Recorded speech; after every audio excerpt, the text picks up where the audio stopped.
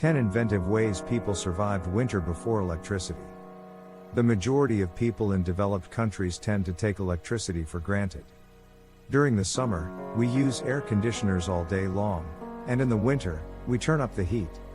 However, have you ever wondered how people survived the winter before electricity was invented? In places like Alaska, Russia, and Scandinavian countries, it can be dark and freezing for months on end. Our ancestors didn't have the luxury of modern technology, so how did they manage to survive? While burning wood or coal for heat is a well-known method, there are also lesser-known techniques that helped our ancestors endure the winter season. Number 10. Three Dog Night. Does the term Three Dog Night make you think of a famous American rock band? For classic rock enthusiasts, it likely does. However, if you're not familiar with their music, here's a quick overview. Three Dog Night, a rock band established in California during the 1960s, is known for its Grammy-nominated hits like One and Mama Told Me Not to Come. While many fans have enjoyed their music for years, they may not know that the band's name originates from a phrase related to outdoor temperatures. Some believe the expression comes from Australian Aborigines, while others attribute it to North America's Eskimos. The story goes that when firewood was scarce and temperatures dropped, a person would bring their dog into bed for extra warmth. In extremely cold conditions, it would take 3 dogs in bed to survive the freezing nights. Thus, a 3-dog night refers to a night so cold that one needs 3 dogs for warmth while sleeping.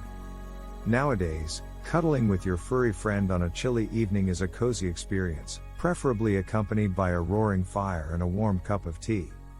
However, sharing your bed with 3 dogs might be a bit excessive. Number 9. Saunas. My roots trace back to Finland, the homeland of saunas. Perhaps it's my Finnish heritage, but I find genuine tranquility while sitting in a warm sauna. I even enjoy plunging into a cold pool in the evening and then rushing to the sauna as quickly as possible, although this might not be everyone's cup of tea. The earliest recorded history of sauna usage goes back more than 2,000 years. However, these ancient saunas differed from the ones we know today. Initially, saunas were built into the side of a slope and lined with stones, taking half a day to heat up. Over time, this design evolved into an above-ground wooden structure where stones were heated over a fire. As the temperature increased, smoke filled the sauna and gradually escaped through a small vent at the back. Eventually, the modern sauna emerged, featuring stones placed over an electric heat source. Pouring water over the hot stones produces the delightful heat and steam we all enjoy. Saunas hold a special place in Finnish culture, not only for their numerous health benefits but also for their role in helping Finns, and many other cultures, endure harsh, icy winters. A sauna can raise a person's body temperature enough that, when wrapped in blankets or heavy clothing afterward, they can retain the warmth for an extended period. This technique is also highly effective for those who enjoy winter camping in the mountains. Number 8. Heavy curtains. Prior to the advent of central heating, curtains served as a means to shield homes from the elements. The earliest known use of curtains dates back to ancient Egypt, where animal hides were used.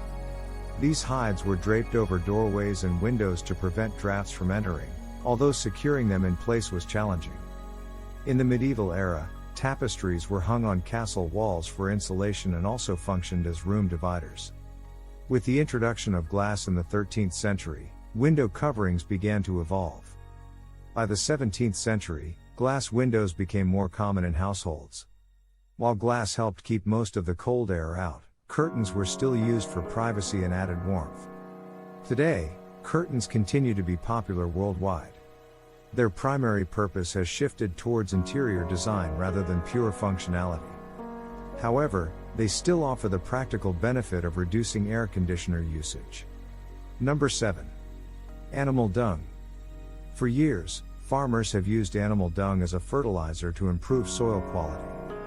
My 13-year-old niece has a thriving side business selling her pet rabbit's poop to gardeners who find it easy to add the small, round pellets to their pots. It seems there's a market for everything these days. However, dung isn't just useful as a fertilizer, it can also serve as a fuel source. In the 1970s, ethnographer Carol Kramer discovered that people in certain parts of Iran bought dung from one another, much like we do today with manure for fertilizer. She believed that animal dung played a crucial role in the transition from hunter-gatherer societies to settlements in the Neolithic Middle East. When dried, dung burns much longer than wood alone, allowing people to focus on growing crops and raising livestock. Scientists are currently exploring this further. Some dairy farms have found that cow manure can generate energy, eliminating the need for an electric bill. Toyota is also jumping on the bandwagon, planning to use cow manure to create hydrogen that can power the fuel cell hydrogen cars they produce. All of this from a little cow pie. Number 6. Soapstone. Soapstone has been used as a heating source for centuries. Native Americans carved bowls out of soapstone to cook their food. In the mid-1800s, people used soapstone as bed and feet warmers. The stone was placed near the fire to heat up and, once cool enough to touch, rubbed along the mattress before being placed at the end of the bed. The stone's residual heat kept the person's feet warm throughout the night.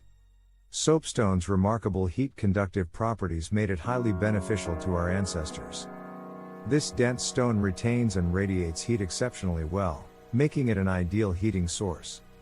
Its density also allows it to be reheated repeatedly without breaking, unlike some other stones.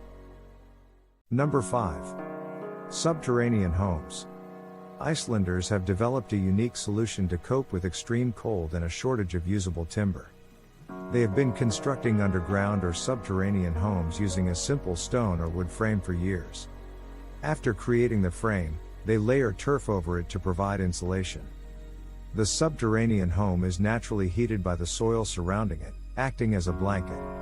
Since the home is partially or fully underground, it is protected from the elements such as rain, snow, and wind, resulting in less temperature variation. Partial subterranean homes are making a comeback in modern times and are considered a current trend. They can be naturally beautiful, environmentally friendly, and incredibly bold when built into the landscape. I believe that we will see more subterranean homes around the world in the future. Number 4. Passive solar. Passive solar heating has been used both in conjunction with and separately from subterranean homes throughout history. In underground homes, the northern walls were submerged while the southern-facing exposure was open to light, capturing heat and passively warming the interior. Passive solar heating has also been used independently since its invention by the Chinese in 4000 BC. They discovered that placing the home's doors facing south allowed the low-angled winter sun to warm the interior as much as possible. In the 1980s, the National Renewable Energy Lab conducted a study on Chinese buildings and found that passive solar energy could increase indoor temperatures by 15 degrees, which is impressive, although not enough to eliminate your electric bill. Number 3. Compost. For over 2,000 years, rural farmers in China have been utilizing heat production through composting. They would dig a trench, fill it with manure, and cover it with topsoil to plant their vegetables. This use of hotbeds allowed farmers to extend their planting seasons in the spring and fall for 1 to 2 months due to the heat produced by microbes in the compost. In the 1970s, Jean Payne took this concept even further by creating a Payne mound. This consisted of brushwood with water-filled tubing throughout the compost to allow for heat exchange. Payne was able to heat his farmhouse's water for 6 months using this compost heat by circulating the water from the compost to a cast iron heater. In addition to the compost heat, Payne claimed that he was able to grow produce year-round using this method. Number 2. Hood chair. The hood chair was invented in 16th century France for porters who needed to remain near the drafty front door of homes. If you're unfamiliar with the hood chair, it's a chair with a rounded top that protects the sitter from cold air. Traditionally, it is made of wicker, wood, or sometimes even velvet or leather. When placed near a fireplace, as they usually were in the winter, the chair provides insulation by holding heat in the back and sides of the chair. Although these chairs have fallen out of fashion with the decline of porters, they may someday be revived as a radiant heat source in households. Number 1. Hibernation. Hibernation may have been one of the most surprising ways that helped our ancestors survive the winter before the invention of electricity. Shama de los Huesos, located in northern Spain, is a cave of great archaeological importance due to the large number of Neanderthal bones discovered there. The fossilized bones found at this site exhibit lesions similar to those found in the bones of other hibernating mammals. These fossils also showed seasonal variations that suggest bone growth was halted for months each year. This implies that early hominids were unable to store enough body fat to survive extremely harsh temperatures for extended periods. As a result, they entered a metabolic state or hibernation mode that allowed them to endure those long winters. This hibernation caused a disturbance in bone development. This hypothesis is likely to spark debate in the scientific community, but it is a compelling argument that can be tested by studying the genomes of the Shama people. Thanks for watching.